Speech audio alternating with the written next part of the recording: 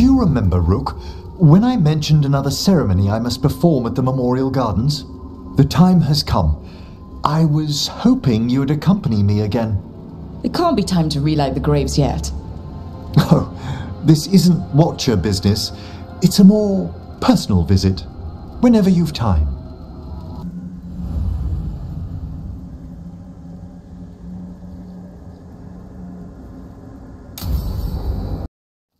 Now, what do you have to say for yourself?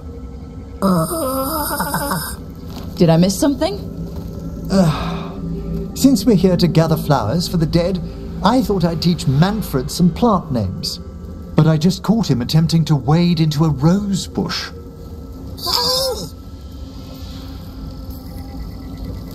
Emmerich, how could you stay annoyed at that face? Skull.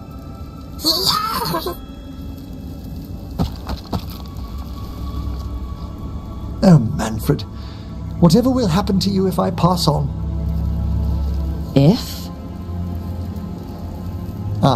There's something I'd like to talk about.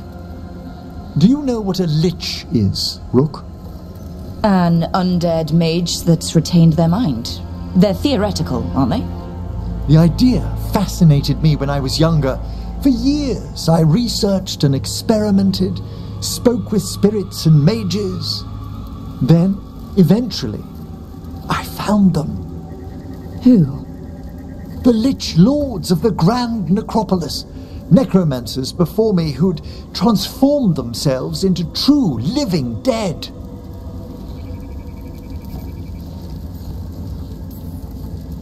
Incredible. Do the other Watchers know? Well, the most senior do.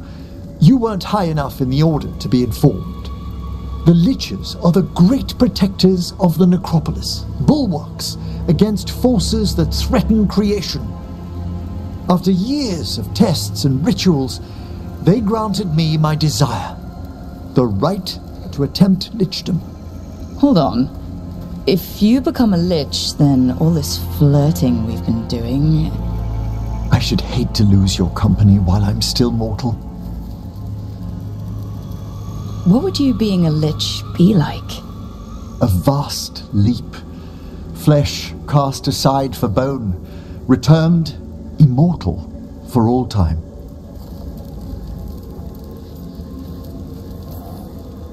What Watcher could resist such exquisite necromancy? Rook, please. Well, you never said we had to stop flirting. Our prohibitions regarding the dead wouldn't apply to a lich, but I'd inform you before making any decision to... Lichdom is an incredible honor. Immortality, prestige, the most hallowed ranks of the Watchers, as well as a chance to be of service past my allotted years. But there are considerations. Come, we have flowers to gather for the dead. Okay, but I've got questions.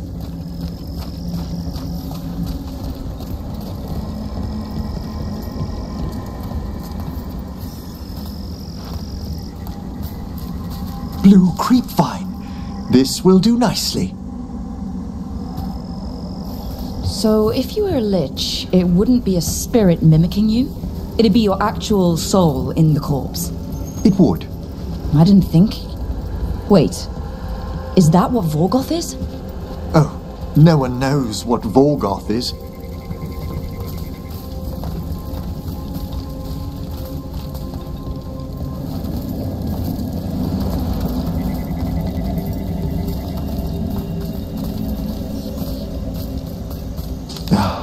Moon blossoms, famed in verse and song.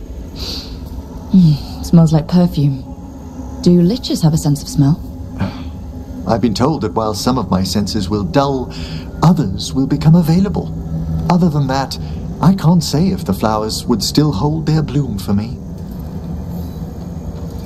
Lichdom serves a purpose.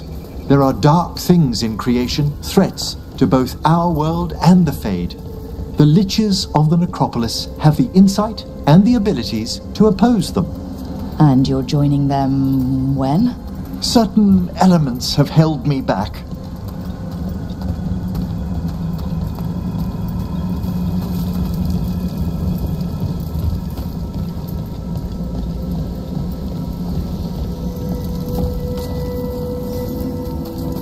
There's no ready instructions for lichdom. The steps must be discovered on one's own over years to be fully understood.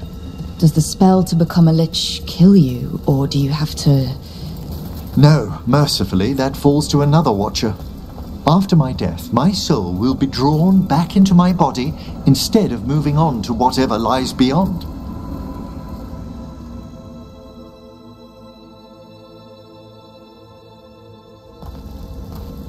So, what's holding you back from lichdom? Even with all my preparations, there's a chance I could die, permanently, during the rites. What cowardice! The promise of immortality, an end to all my fears, and the final veil stays my hand. That's reasonable. Lots of people are afraid of dying. Is it? When it keeps me from what I most desire? Traditionally, candidates for lichdom face one final sifting of the soul. If they avoid it, you saw my old colleague. Hezenkos. She's a lich. A half-lich, though that hasn't diminished her powers. Until I stop her plans, I won't possess the peace of mind for lichdom. Why don't you select the next flowers, Rook? Sure.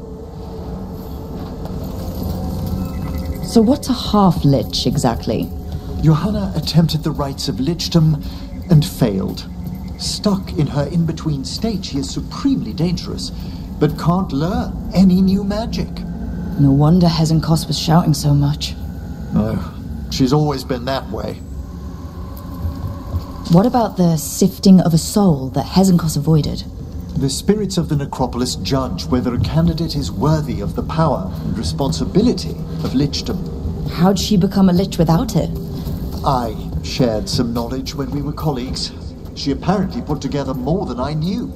It would be just like her to skip the rituals, the cleansings, the preparations of the soul.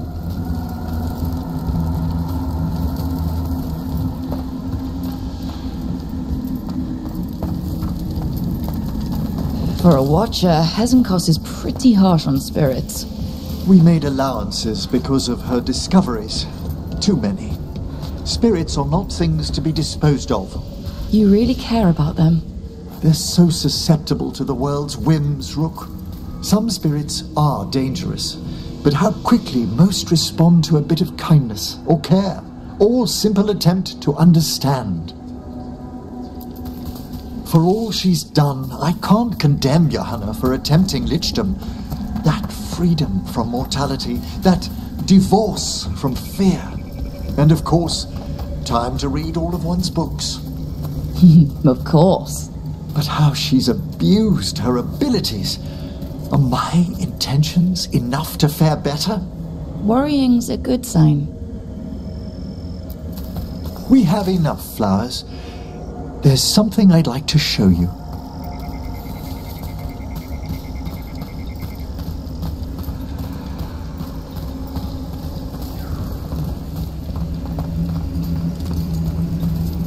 Here we are.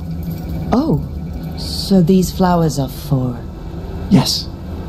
If you could place them on the graves, please. In memory of Rupert and Eleonora Volkarin, they walk eternity hand in hand. After I became a watcher, I erected a proper shrine to my parents. When I come to talk, I like to think they listen. Well, don't be shy. Introduce yourself. Rook, also a Morn Watcher. How'd you do? Do you remember your parents? Some memories are bright. Others are akin to those dim early morning dreams one gets sometimes. Lately, I wondered what they'd think of our current course. the choices ahead. Your lichdom. What would they have wanted me to be?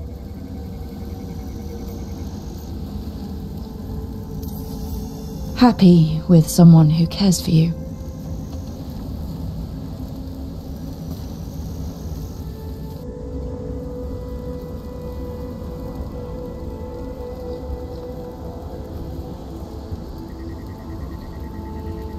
Shroud's Kiss. I've always loved the legend around this flower. They say it grows on lovers' graves, and that one moves closer to the fade simply by inhaling its fragrance. Is that true? It is when I will it, my dear. What else?